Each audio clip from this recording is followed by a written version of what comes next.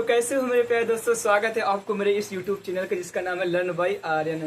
पिछले सेशन में मैंने आपको प्रश्नावली 3.1 में मैंने जो चौथा क्वेश्चन था जिसमें हमको क्या था, समीकरण दिए गए थे, उसमें हमको संगत है या असंगत ये बताना था। अगर संगत है तो हमको ग्राफी विधि से उसको सोल्व करना था, अगर असंगत है तो हमको ऐसे ही छोड़ देना था।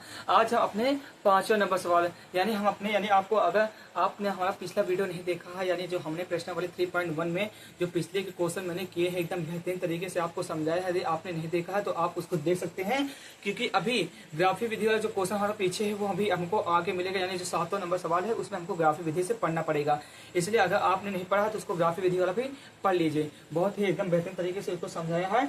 तो बिना देरी करते हुए हम अपने 5वें नंबर सवाल यानी हमको आज हमारे 3.1 में जितने भी, यानी आज हमारे पास सिर्फ केवल 3 ही क्वेश्चन है। क्या है? 5 नंबर सवाल है, 6 नंबर सवाल है और 7 नंबर सवाल है। इसी 3 क्वेश्चन को एकदम बेहतरीन तरीके से समझ लेंगे, आपको एकदम बेहतरीन तरीके से आ जाएगा। तो बिना देरी करते हुए हम बढ़ते हैं अपने 5वें नंबर सवाल की ओर। तो 5वें नंबर सवाल हमको क्या कह रहा है, पहले हम क्वेश्चन पढ़ लेते हैं।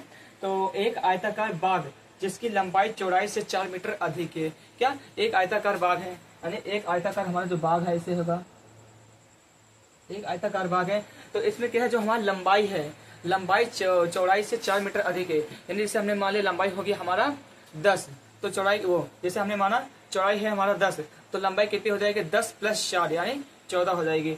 तो इस क्वेश्चन में यानी हमको पहले इसको हम एकदम बेहतरीन तरीके से एकदम पहले समझ जाते हैं, तो एकदम बेहतरीन तरीके से को करेंगे। तो कह रहे हैं कि हमको एक आयताकार बाग दिया है। पहले हम क्वेश्चन लिख देते हैं कि एक आयताकार बाग है, एक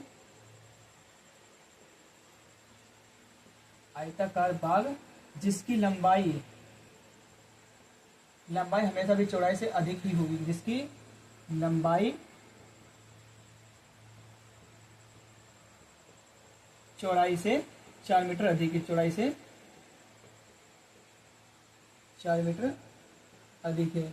और इस क्वेश्चन हमें एक चीज और भी दिया है, क्या दिया है, अर्ध परिमाप अधिक है का अर्ध परिमाप। अब अर्ध परिमाप क्या होता है, पहले हम लिख लेते हैं फिर आपको समझाते हैं। अर्ध परिमाप हमें 36 मीटर दिया है, हमें इसकी बीमा निकालना है, इसकी बीमा याद कीजिए।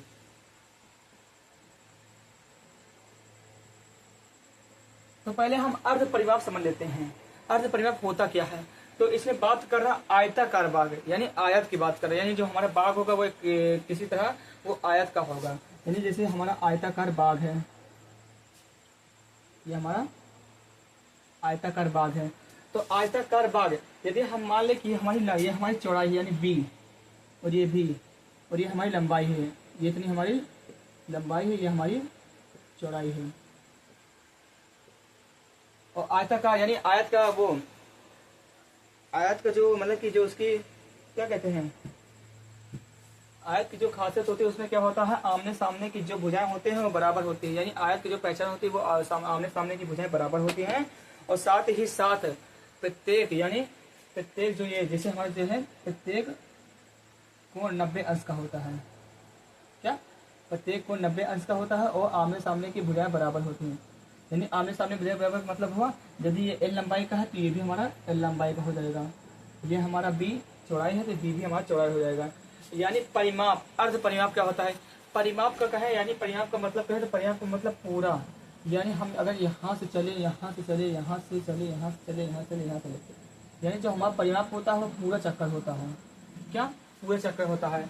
और परिमाप को जो हमारा फॉर्मूला होता है वो होता है 2 × L + B। अब 2 × L + B का मतलब क्या हुआ, यदि हम 2 से अंदर मल्टीप्लाई करेंगे तो क्या आ जाएगा 2L + 2B। अगर हम परिमाप की बात करें तो परिमाप का मतलब होता है हमारे 2 लंबाई हैं और 2 चौड़ाई हैं। और इसमें है भी, देखिए एक लंबाई ये रही और एक लंबाई ये रही यानी 2L, और एक चौड़ाई ये रही, एक चौड़ाई ये रही यानी 2B। तो यानी जो परिमाप का बात होता है, परिमाप यानी हमारा पूरा आसपास का क्षेत्र, यानी पूरा क्षेत्र जो आयत का पूरा क्षेत्र है वो होता है परिमाप। यानी परिमाप की बात करें तो परिमाप का जो फॉर्मूला होता है आप याद रखे रहिएगा, जो हमारा परिमाप होता है वो होता है 2 × L + B। अब परिमाप के ये परिमाप तो हम समझ गए। अब अर्ध परिमाप क्या होता है, अर्ध परिमाप मतलब आधा, अर्ध माने आधा। तो परिमाप हमारा ये होता है तो अर्ध परिमाप मतलब आधा। तो हमारा जो अर्ध परिमाप हो जाएगा अर्ध परिमाप। तो अर्ध परिमाप का मतलब हो आधा, यानी जो हमारा परिमाप है उसका आधा यानी 2 है। तो 2 से जब कर जाएगा तो हमारा जो अर्ध परिमाप आ जाएगा वो हो जाएगा L प्लस बी, यानी जो हमारा अर्ध परिमाप का जो फॉर्मूला होता है वो होता है L प्लस बी, यानी लंबाई प्लस चौड़ाई, लंबाई धन चौड़ाई। तो हम यानी अर्ध परिमाप हम समझ गए हैं, तो हम एकदम क्वेश्चन को एकदम बेहतरीन तरीके से समझ जाएंगे। यानी इसमें बेसिक क्या था, अर्ध परिमाप समझ जाए, उसका फॉर्मूला समझना। तो परिमाप जो होता है हमारा होता है 2 इंटू एल प्लस बी, और जो अर्ध परिमाप होता है वो होता है L प्लस बी। तो अब हम क्या करेंगे, अब हम लंबाई चौड़ाई, यानी लंबाई तो हमको पता नहीं है, लंबाई क्या है, लंबाई चौड़ाई से 4 मीटर अधिक, अब कितनी मीटर अधिक है तो हमको पता नहीं। यदि हमको पता चल जाए, यदि लंबाई हम मान ले कि जैसे हमने लंबाई हो जाए हमारा 4, क्या हो जाएगा 4, चौड़ाई यानी जो लंबाई है चौड़ाई से 4 मीटर अधिक है, यानी लंबाई में 4 जोड़ोगे तो हमारे चौड़ाई के बराबर यानी 8 हो जाएगा, ये समझना है। तो हम करेंगे क्या, हमें लंबाई ना पता है और ना ही चौड़ाई। बीमा की बात करें तो बीमा हमको वही, यानी बीमा का मतलब ही होगा कि लंबाई और चौड़ाई ज्ञात करना। तो हम करेंगे क्या, पहले हम मानेंगे, क्या माना। मैथ में क्या होता है, जो हमको पता नहीं होता उसे हम मानते हैं। तो माना क्या होता है, माना चौड़ाई, माना चौड़ाई। अब हम चौड़ाई किस लिए मान रहे हैं, पहले अभी आपको बता रहे एकदम बेहतरीन तरीके से आप समझ जाएंगे। तो चौड़ाई माना x मीटर है। जब हमारा चौड़ाई x मीटर है तो देखिए क्वेश्चन क्या कह रहा, लंबाई चौड़ाई से 4 मीटर अधिक है। यानी अब देखिए, अगर हम तथा लंबाई की बात करें, लंबाई यानी लंबाई चौड़ाई से 4 मीटर अधिक है। लंबाई चौड़ाई से, यानी चौड़ाई कितनी है, हमने कितना माना x, चौड़ाई से 4 मीटर अधिक है, यानी लंबाई चौड़ाई कितना माना, चौड़ाई से 4 मीटर अधिक है, ये हमारा मीटर। यानी अब आप समझ गए हो कि हमने चौड़ाई पहले ही क्यों माना, चौड़ाई इसलिए माना, अभी आप करते हैं इसके अंदर माना लंबाई बराबर x, चौड़ाई बराबर y। तो आप घंटों भर इसको करते हैं, बहुत बड़ा सवाल होता है, क्या पता आपका आंसर भी ना आ पाता। लेकिन आप एकदम क्वेश्चन को एकदम बेहतर तरीके से समझिए, और वो क्या कह रहा है उसके हिसाब से आप समझिए, तो आपको एकदम क्वेश्चन एकदम बेहतरीन तरीके से आ जाएगा। तो अब हमको करना क्या है, यानी हमको प्रश्न के अनुसार, यानी प्रश्न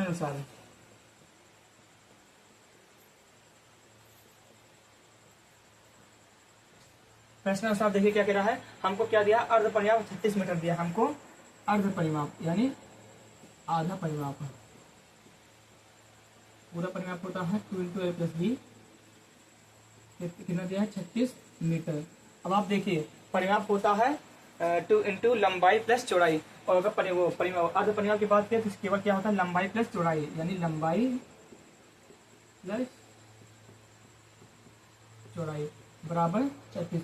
और लंबाई हमारी कितनी है, लंबाई हमारी है x प्लस 4, और प्लस चौड़ाई कितनी है x बराबर 36।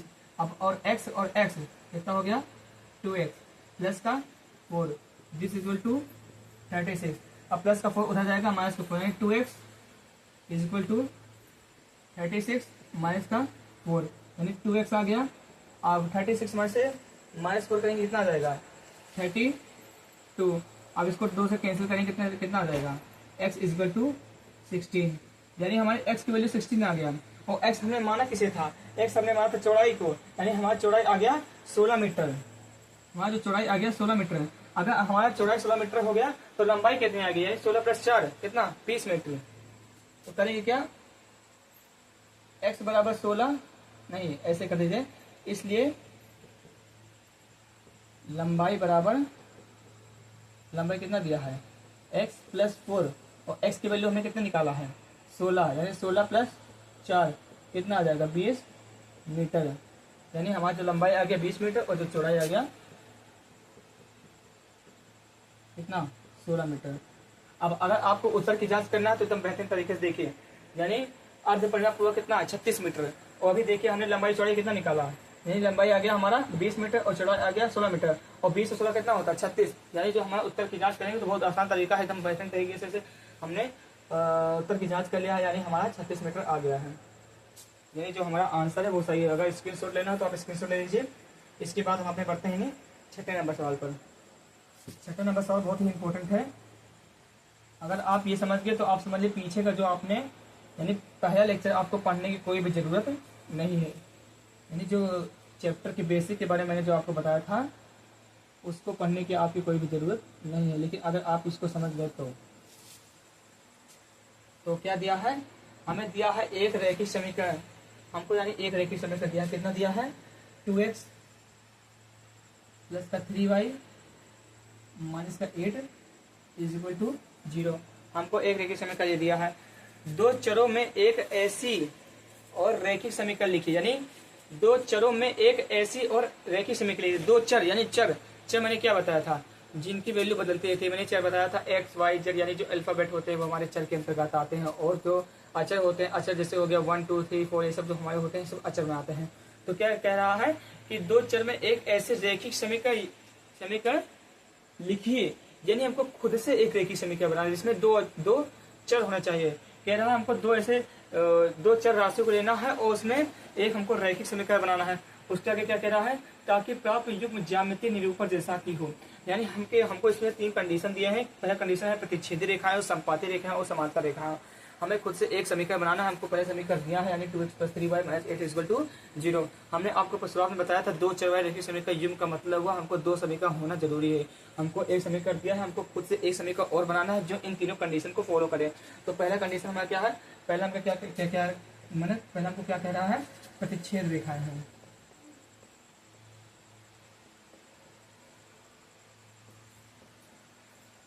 अब प्रतिच्छेद रेखाएं क्या होती हैं, जो एक दूसरे को प्रतिच्छेद यानी काटती हो। और मैंने बताया था उसका जो मानक रूप होता है वो होता है a1/a2 not equal to b1/b2।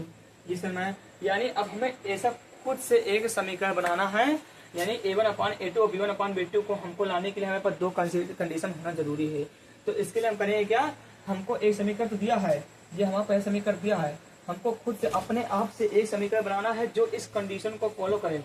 यानी ऐसा समीकरण बनाना है यानी जो x की वैल्यू हो वो a1/a2 जब निकले तो इसके और इसके बराबर ना आए। यानी देखिए, यानी पहला समीकरण को क्या दिया है, समीकरण जो क्वेश्चन वाला है 2x + 3y ये लिख लीजिए दिया है, ये हमको प्रश्न में दिया है। क्या है 2x + 3y - 8 = 0। अब हम मानेंगे क्या, मानेंगे क्या कि अब हमको इस कंडीशन को फॉलो करना है। इस कंडीशन को फॉलो करने के लिए हमको खुद से समीकरण बनाएंगे। खुद से समीकरण बनाने के लिए क्या करेंगे, हमको a1/a2 not equal to b1/b2 दिखाना है, यानी इक्वल ना हो। तो इसके लिए करेंगे क्या, हम 3 इधर ले आएंगे, 3x हो जाएगा प्लस का 2 इधर ले आएंगे और माइनस का 8 लिखा है। हम क्या करेंगे, कुछ भी संख्या 1 2 3 यानी बराबर नहीं करना है बस, यानी a1/a2 not equal to b1/b2 not equal to c1/c2 नहीं करना है। तो हम कुछ भी मान लेते हैं, यानी मान लेते हैं 24 दिस इज इक्वल टू 0। अब हम इसका a1/a2 निकालेंगे तो क्या करेंगे, यानी a1 कितना है a1/a2 तो कितना आ जाएगा 2/3। अब b1/b2 निकालते हैं, b1/b2 क्या होता है 3/2। अब आप ध्यान से देखिए हमारा a1/ कितना आ रहा है 2/3 और जो b1/b2 वो आ रहा है हमारा 3/2। इसका मतलब है जो हमारा a1/a2 हो वो b1/b2 के इक्वल नहीं है। तो हम करेंगे क्या, अब इसमें हमको ये करना था बस, यानी हम क्या करेंगे, अब इसमें कुछ नहीं लिखना है। यहाँ पर हमारा क्वेश्चन जो हो गया सॉल्व हो गया, लिख लीजिए क्योंकि because a1/a2 not equal to b1/b2। ये हमारा क्या हो गया, संबंध सही हो गया। यानी हमने a1/a2, यानी इसमें करना क्या है, जो मोटा मोटा समझना है, इसमें हमको खुद से समीकरण बनाना है और समीकरण से हमको ये बताना है कि ये कंडीशन फॉलो कर रहा है, यानी हमको कंडीशन फॉलो करवाना है उससे। तो अब हम दूसरा क्वेश्चन क्या है हमारा, दूसरा क्या कह रहा है हमसे, दूसरा समांतर रेखा है। अब समांतर रेखाएं किसे कहते हैं, ऐसे रेखाएं जो एक दूसरे को कभी भी प्रतिच्छेद न करती हो, यानी उनके जहाँ यानी वे एक दूसरे के समांतर हो, उनके बीच का जो डिस्टेंस है वो हर जगह पर समान हो। तो कहीं क्या समांतर रेखा है। अब समांतर रेखाओं के लिए कंडीशन मैंने आपको क्या बताया था, पहले लेक्चर में आपको क्या बताया था, यानी a1/a2 इक्वल होता है b1/b2 के, लेकिन बट c1/c2 नहीं होता है। अब हमको ये कंडीशन दिखाना है। अब ये कंडीशन के लिए हमको क्या चाहिए, हमको समीकरण पहले लेना पड़ेगा, यानी हर कंडीशन में हमको पहले समीकरण लेना पड़ेगा। क्या करेंगे, हमको दिया है, क्या दिया है, पहला समीकरण क्या है 2x + 3y - 8 = 0। यानी अब हमको खुद से एक समीकरण बनाना है जो अब की बार देखिए, अब पहले पिछले में हमको a1/a2 not equal to b1/b2 दिखाया था, देखिए आपको हमको करना क्या है कि हमको ऐसा समीकरण खुद से लेना है कि आपके पास हमको a1/a2 b1/b2 इक्वल दिखाना है, लेकिन जो हमारा c1/c2 उसको इक्वल नहीं दिखाना है। तो इसके लिए हम करेंगे क्या, हम मानेंगे 4x, माना हम खुद से समीकरण बना रहे हैं, माना 4x प्लस का 6y माइनस का आपकी बार यहाँ पर यानी माइनस का 24, यानी तीसरा नहीं दिखाना है बस इक्वल, ये c1/a2 नहीं दिखाना है। तो करेंगे क्या, अब हम इसका a1/a2 निकालेंगे, तो a1/a2 हमारा क्या आ जाएगा 2/4, और इसको कैंसिल करेंगे तो कितना आ जाएगा 1/2। अब हम b1/b2 निकालते हैं तो कितना आ जाएगा 3/6, कैंसिल करेंगे कितना आ जाएगा 1/2, यानी a1/a2 इक्वल टू b1/b2 है। अब हम c1/c2 निकालते हैं, c1/c2 क्या आ जाएगा, माइनस का 8 माइनस का 24, माइनस माइनस कैंसिल होगा, लेकिन 8 1 8, 8 3 24, यानी 1/3। अब आप ध्यान से देखिए a1/a2 1/2, b1/b2 1/2, लेकिन c1/c2 1/3, तो क्या c1/c2 इक्वल है, आप कहेंगे नहीं, यानी बिकॉज a1/a2 तो इक्वल है b1/b2 के, बट c1/c2 इक्वल नहीं है, यानी हम कोई कंडीशन फॉलो कर दिया, यानी जो हमने समीकरण बनाया वो इस कंडीशन को फॉलो कर रहा है। अब हम तीसरा से यानी तीसरा क्वेश्चन हमको क्या दिया है, संपाती रेखाएं हैं। अब संपाती रेखाएं किसे कहते हैं, यानी एक ऐसी रेखा है, यानी एक के ऊपर एक रेखा हो, यानी कोई एक रेखा है उसके ऊपर कोई एक रेखा और हो, इसको संपाती रेखाएं कहते हैं। यानी अगर इसके हल की बात करें तो इसके अनंत हल होंगे, और इसके हल की बात करें तो कोई हल नहीं होगा, इसके हल की बात करें तो अद्वितीय हल होगा। तो अब बात करें संपाती रेखाओं की, तो संपाती रेखाएं जो एक दूसरे के ऊपर होती हैं, यानी एक के ऊपर के ऊपर, यानी संपाती रेखाएं। अब संपाती रेखाओं का क्या कंडीशन होता है, जो हमारा a1/a2 होता है वो इक्वल होता है b1/b2 के, इसके साथ ही साथ वो c1/c2 के भी इक्वल होता है। तो हमें ये वाला कंडीशन फॉलो करने के लिए हमको पहले समीकरण क्या है दिया है, पहले समीकरण हमको क्या है दिया है, क्या है 2x plus 3y minus 8 is equal to 0। अब हमें अपने आप से खुद से समीकरण बनाना, आपकी करना कि आपके पास तीनों को बराबर लाना है। तीनों को बराबर लाने के लिए क्या करेंगे, माना आपके पास करेंगे क्या 4x प्लस 6y माइनस का 16। अगर अब हल करेंगे तो हमारा c1/c2 भी आ जाएगा। तो करेंगे क्या, अब हम a1/a2 निकालेंगे, a1/a2 कितना आ जाएगा 2/4, इसको कैंसिल करेंगे कितना आ जाएगा 1/2। अब b1/b2 निकालेंगे तो 3/6 कैंसिल करेंगे कितना आ जाएगा 1/2। अब हम c1/c2 निकालेंगे कितना आ जाएगा माइनस का 8 माइनस का 16, माइनस माइनस कैंसिल 8 1 8 8 2 16, यानी ये भी आ गया 1/2। अब आप देखिए यानी a1/a2 भी 1/2 आ गया, b1/b2 भी 1/2 आ गया, और c1/c2 भी 1/2 आ गया। इसका मतलब है ये हमारा जो कंडीशन है ये फॉलो कर गया, यानी हमें इसमें करना क्या है, खुद से एक समीकरण बनाना है और समीकरण को दिखाना है कि कंडीशन से फॉलो कर रहा है कि नहीं।